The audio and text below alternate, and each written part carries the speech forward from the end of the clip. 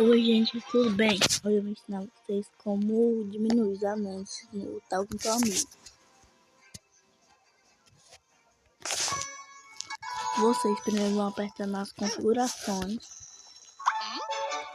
aí em anúncios personalizados e gerenciar consentimento barra recusa. Aí vocês vão apertar em mais opções, rejeitar tudo e aperta aqui para sair. Pronto, para vocês provavelmente agora vai diminuir mais os anúncios do que antes. Vai aparecer muito menos.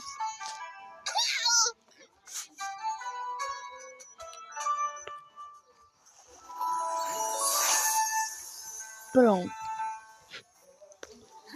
Tchau, gente. Vejo vocês no próximo vídeo. Espero que isso ajude vocês. Tchau.